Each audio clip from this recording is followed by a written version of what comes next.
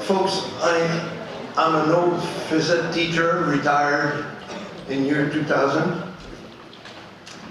And as soon as I retired from teaching physical education, I invented a new profession, disconnector. I'm now an official disconnector. I started disconnecting just for hobby. And I got used to it. And what impressed people is that I could disconnect children, kindergarten kids, elementary school students, and adolescents. I had been a teacher with adolescents during 35 years. So I know exactly what they think before I start speaking. They look at me, I see in their eyes that I'm completely retarded. Because I've been announced as a person who knows the risk of being exposed to screens. So this old man is going to teach us something today. When they're very polite, I can see that they don't comment. They're just waiting for the reasons that brought me here. And for the last 4 years, the country where I did interventions were not my own country.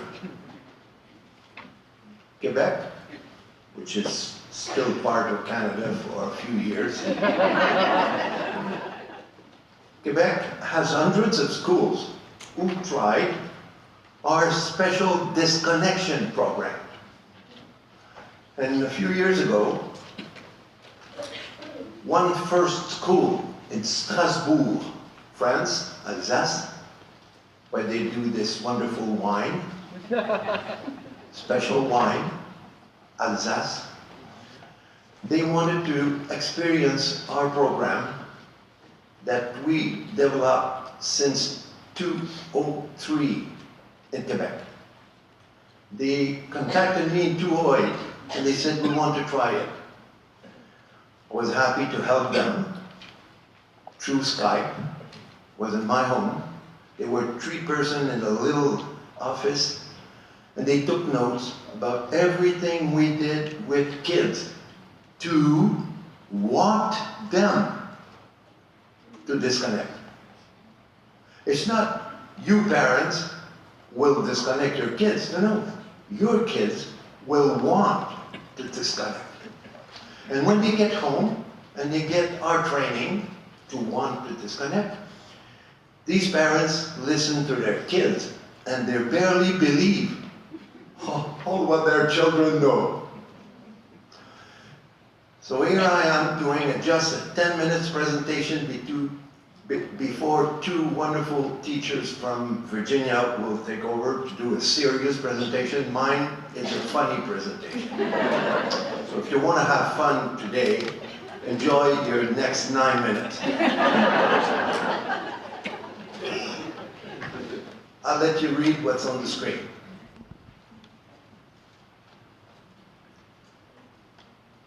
What is special with digital technology, which is different from electricity with lights in the room, with the heating system, with their thermostat, with your parents' car, who turn the key to start the engine and then turn it off when they get home.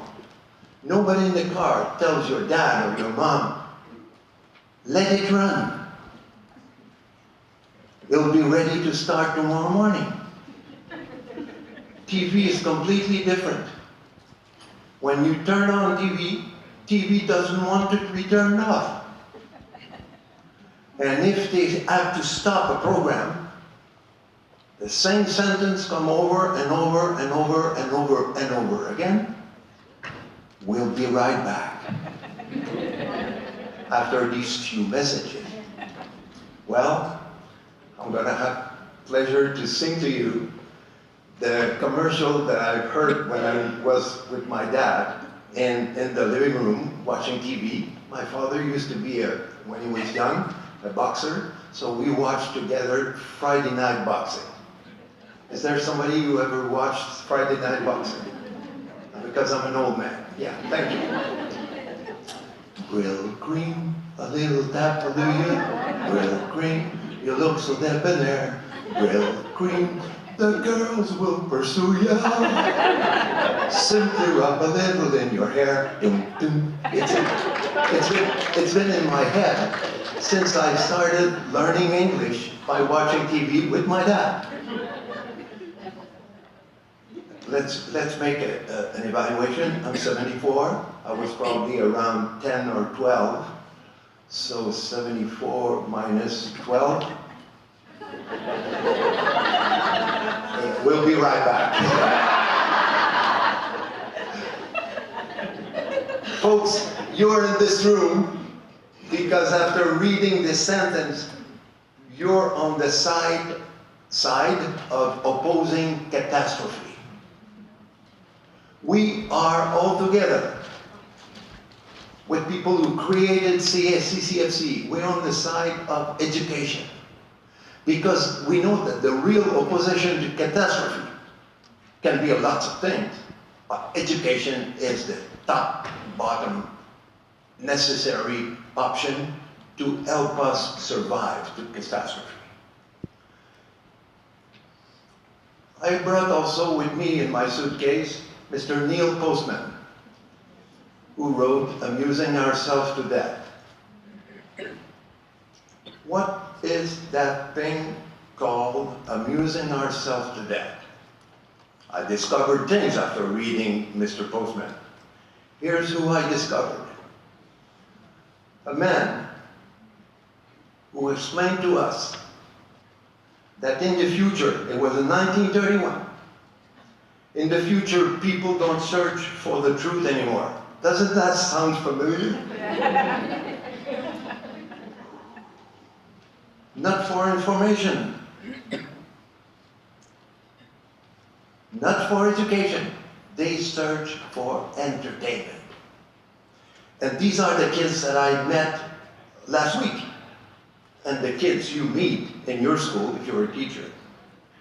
I also have in my suitcase an image of Mr. George Orwell, who wrote 1984, in which the main topic, the main central message was, ignorance is strength. Entertainment is great, that's what we need. And ignorance is strength. Doesn't that do a couple of sentences connecting with today's political life over the planet? I also brought a photo of a fellow Canadian, Marshall McLuhan, who wrote in 1962 that we were, in those days, traveling from the Gutenberg galaxy to the Marconi galaxy, where TV would become the queen of the house in 1962.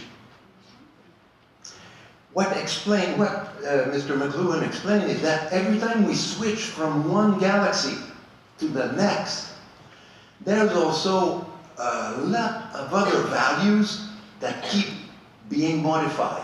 This is what he called culture.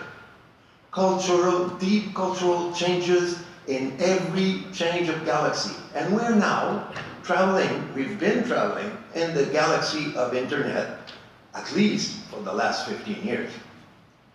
What values does that carry?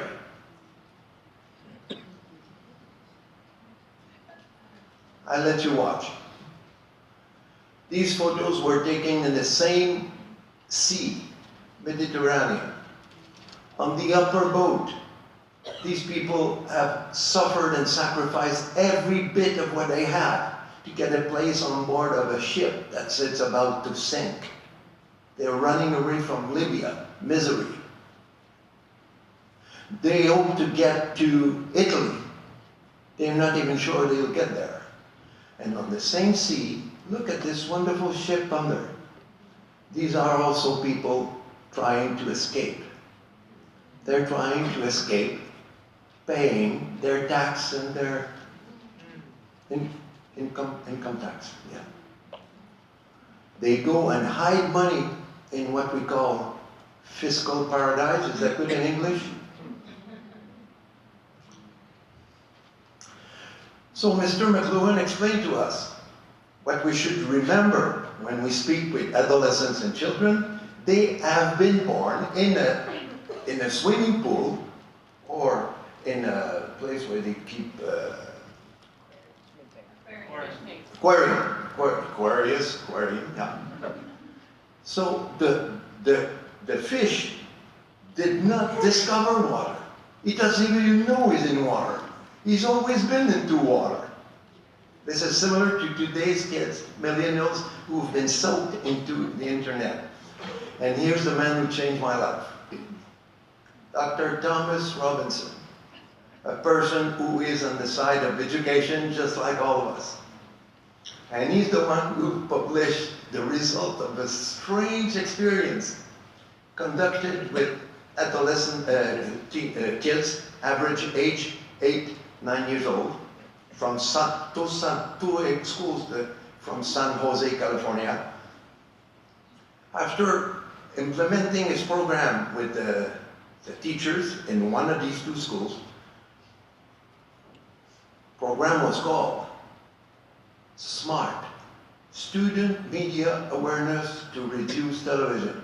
Not only did you need to be smart to want to try it, but when you finished, you were a lot smarter than before doing it. Isn't that fantastic? And children become more brilliant.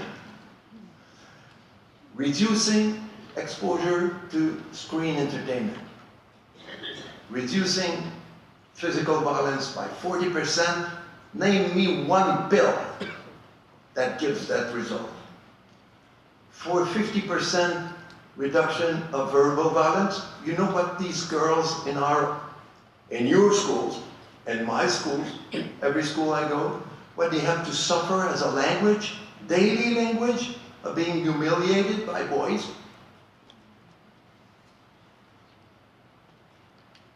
After a Me Too year of protest, they still live into it. And this is the area of France where at least one school experienced the 10-day screen-free challenge.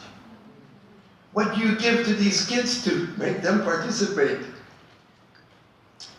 We promise them a frontal lobe.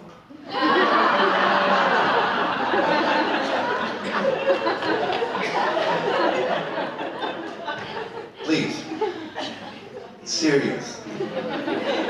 Every time I do the same presentation, wherever I go in France, people laugh just like you. Because the 2 first years we did the screen-free challenge, we offered gifts. Soccer ball, football, sport bags, bicycles. What did we get for 2 years? Lies. Children wanted the gift, so they didn't write the truth. They had to erase and forget the youth. Folks, please accept 2 wonderful young teachers from Virginia to take over and do their own presentation. Oh, Josh wanted to say something. I told you that Josh wanted to introduce you, right? I did my best, but he didn't want to let me do it. Thank you.